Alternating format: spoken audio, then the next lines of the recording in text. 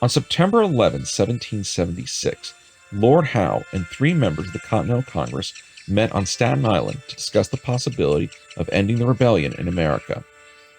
While the hope for compromise was slim, the reality was the conference would never work. Both sides were too far entrenched in their positions for peace, and the only way to settle the conflict was with war.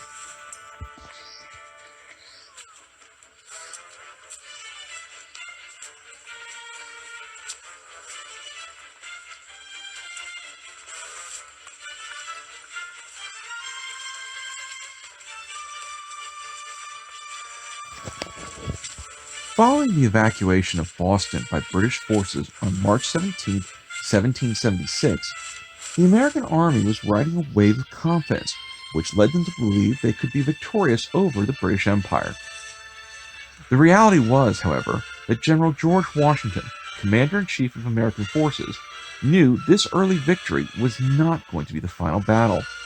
Instead, he turned his attention southward toward New York City, where he had the distinct impression that this location was where the British were going to return and direct all their attention for a military invasion. His assumption was correct, as the British had actually planned a military invasion of New York City.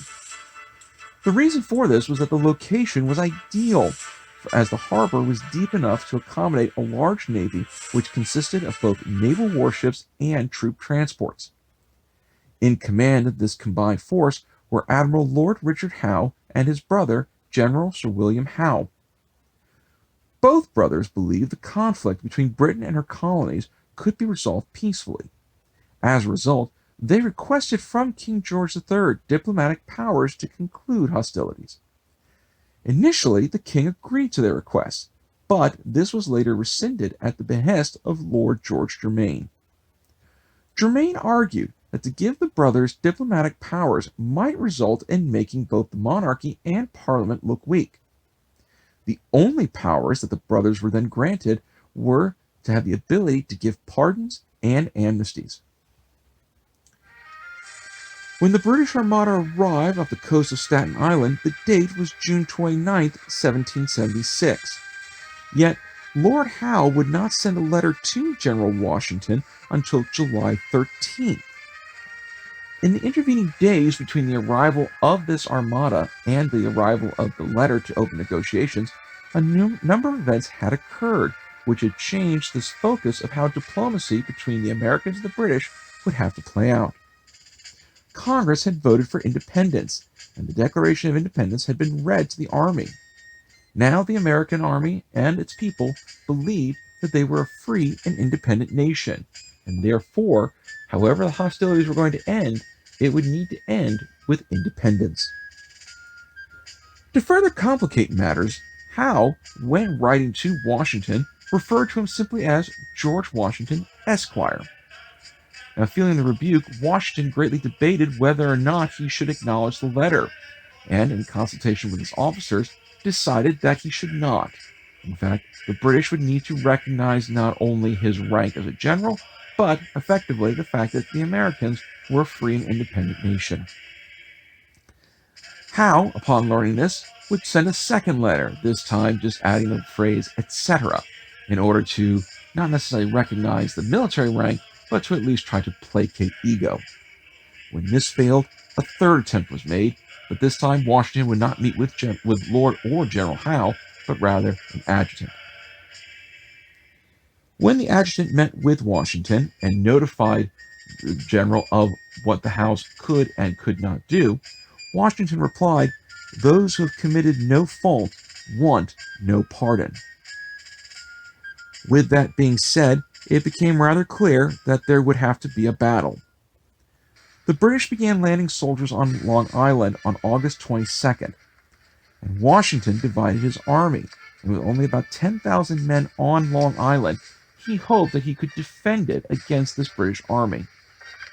His hopes seemed rather bold, mainly because he was under the impression that he was only facing an army of approximately 9,000 British soldiers. As such, being on level playing field and having the high ground, Washington presumed that he could force the British into a surrender, or at least a stalemate. The reality was, Washington was not facing 9,000 men, but rather 20,000 men. The Battle of Long Island proved to be a disaster for the Americans, as their lines were overrun due to leaving one open gap for the British Army to march through to get behind the American forces, cutting Washington's army virtually in half and being able to capture not only a number of high-ranking officers, but also being able to decimate nearly a third of Washington's army. With victory almost in hand, Sir William Howe ordered his army to stop, much to the protest of his own officers. The concern on the part of Howe is rather understandable, as he was concerned about the fact that the American position was fortified, and if he were to send wave after wave of British soldiers into those fortifications, he could be looking at potentially a second Breed's Hill. Breed's Hill, now affectionately known better as Bunker Hill, was the location of one of the largest loss of British lives ever in military combat. Howe had hoped that he could negotiate peace. However, Washington did not see peace as an option, as the only way peace would occur was with his surrender. Instead of forcing his own men to surrender, Washington would pull off a military victory, as he successfully, in the middle of the night, got his entire army off of Long Island and back to Manhattan Island, thus setting the stage for a new theater of war. Seeing that Washington escaped Long Island, Lord Richard Howe took the opportunity to impress upon the captured general John Sullivan about his plans to try to open peace negotiations between the British monarchy and Parliament and the Continental Congress. Now, neither side actually believed anything could have been achieved by any peace conference that was going to be created, but the possibility of finding some kind of peace meant that they needed to try at least something. Now, before the conference ever began, Lord Howe already had his hands greatly tied due to Lord George Germain. Howe was specifically under orders to approach the negotiations with certain conditions in place, and those conditions were non-negotiable. First, the Continental Congress would need to be dissolved. Second, pre-war colonial assemblies had to be reestablished. Third, all of the colonies would need to accept Lord North's conciliatory resolution regarding self-taxation. Fourth, a promise would need to be made from the legislatures to have further discussions regarding colonial grievances. And finally, and the most important of them all of this would be done only after hostilities came to a close, and the colonial assemblies would recognize the supremacy of Parliament over them. Knowing this going into this particular conference, Lord Howe would have his hands full.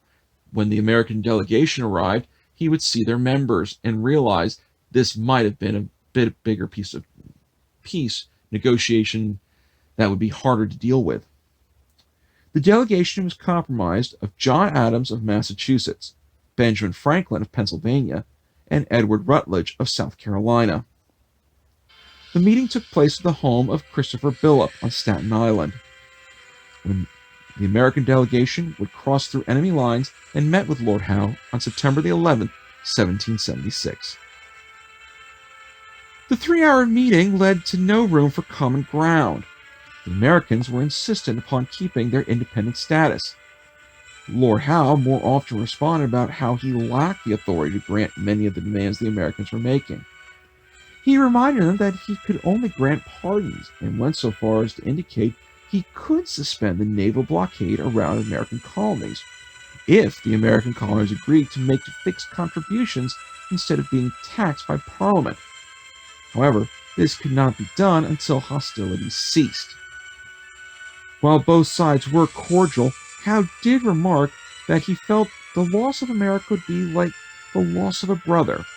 To this, Benjamin Franklin replied, "We will do our utmost endeavors to save your lordship that mortification."